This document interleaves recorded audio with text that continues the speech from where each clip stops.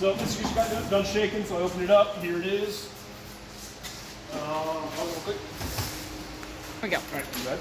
All right. Now that I got a bowl back, all you gotta do is that same process. Once this settles,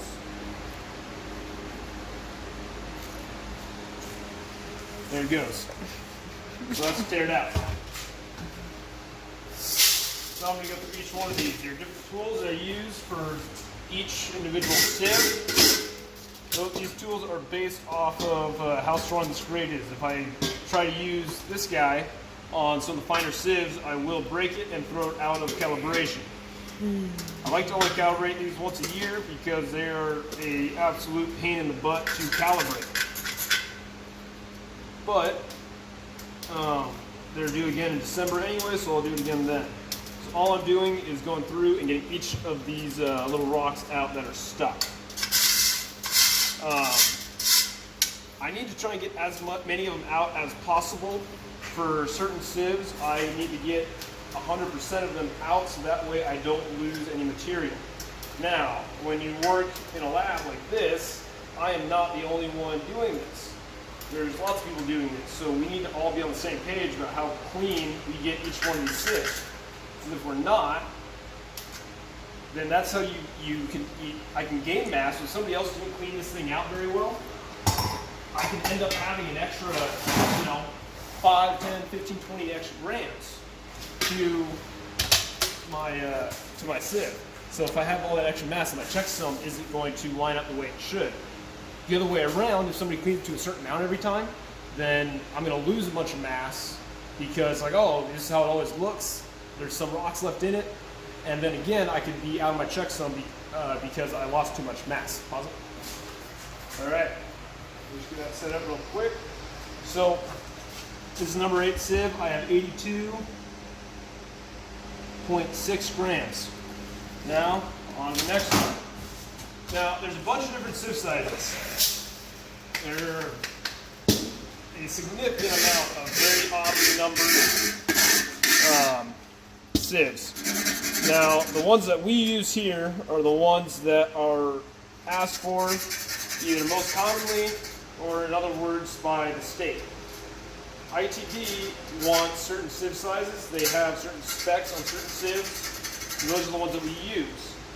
And it goes number 8, or for the fines anyway, and for -4, it goes number 8, number 16, number 30, number 50, 100, 200, and then the pan.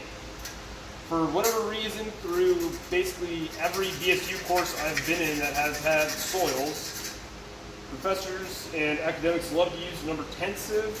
I have never seen it used in industry.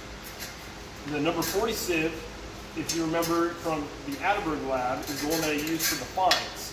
I don't use that sieve here, but I do use it for the number 40. So it kind of just depends on where you're at. Different DOTs have different requirements. I'm just going off of Idaho's. So I'm going to go ahead and pause it before I get the rest of these out, so when I come back, this will be clean. Alright, so I now have that sieve about clean. So put that one back down. Go ahead and weigh it again. And I am at, skip to number 10, I'm at 149.0. Now on to the number 30. A wire brush. So I'm going to stop using the other ones. I don't want to mess up the sieve. I'm getting as much out as I absolutely can.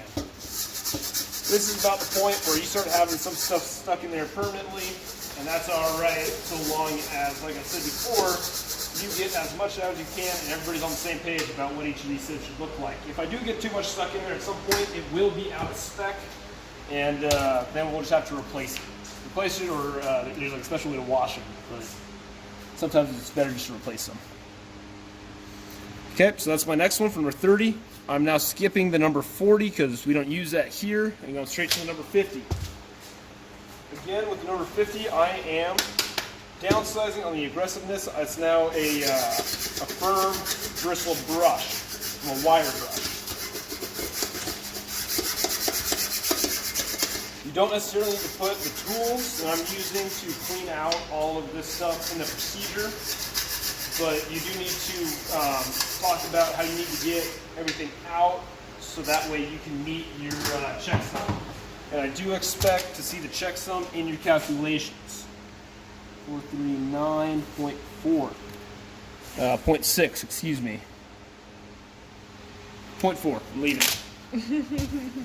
Okay, now I'm on the number 100. I'm now going from a firm bristle brush to a soft bristle brush. Getting everything out that I can. That goes there.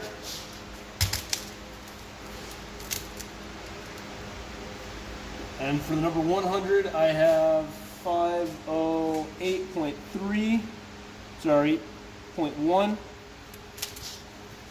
The number 200 sieve we have right here. Using the same brush, doing the same thing. Get as much out as I can.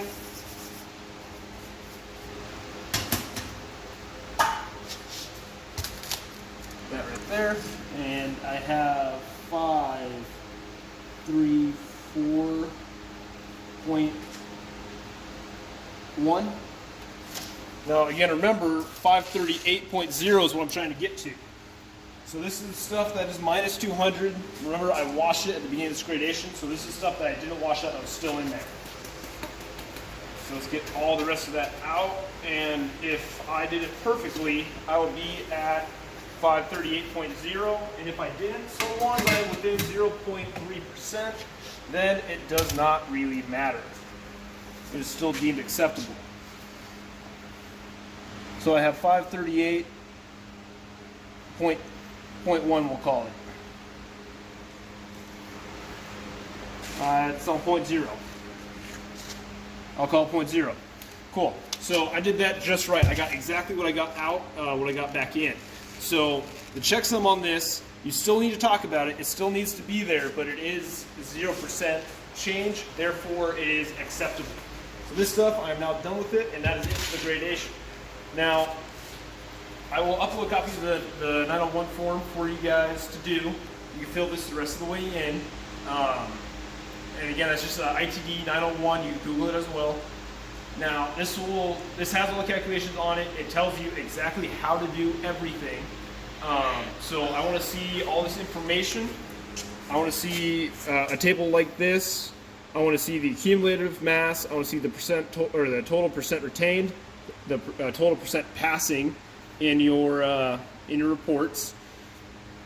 Talk about this equation, how we split it from here to here. You have your R value. Same goes on this side. Now that we split it down, these are two separate tables. Make sure you have your checksum in there, and it gives you one washed, one not washed. Remember, we did wash it, so we're not going to use that one. You don't need to write a separate report for the SE or for the fractured face. That's all right. We'll just do the gradation because I know it's extra. Just include these values in your report. You can talk about them briefly in your procedure. I do want to see them in the background. And again, this is a ITD 303 base acceptance test. If this were I'm going to correct it actually. So obviously don't worry about the remarks on that. If this were a real ITD one that we're submitting, it would be sampled by somebody that has a WAC number.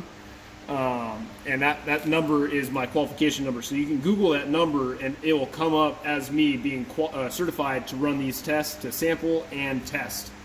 So don't worry about the rest of this. Don't worry about the cleanliness value either. We're not doing that.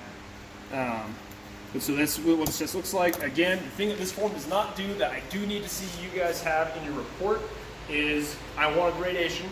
Remember, reverse x-axis, log scale. You have your sieves on the bottom, your sieve size on the x. You have your percent passing on the vertical. I'll say it again, log axis, reverse x-axis. Both those are in Excel. And you do have to include whether it's a well-graded or poorly graded sample. It is probably going to be a poorly graded gravel with sand. It might be well graded. That's why we need to do it. 9 times out of 10, it'll be poorly graded, but that's why we need to check, because it does make a difference when it is well graded. And again, you guys had that in the beginning of the video when I talked about how to get those two values. So that should be it for this slab. If you watched the whole thing, thanks for getting to this point. But that should be it. Thanks.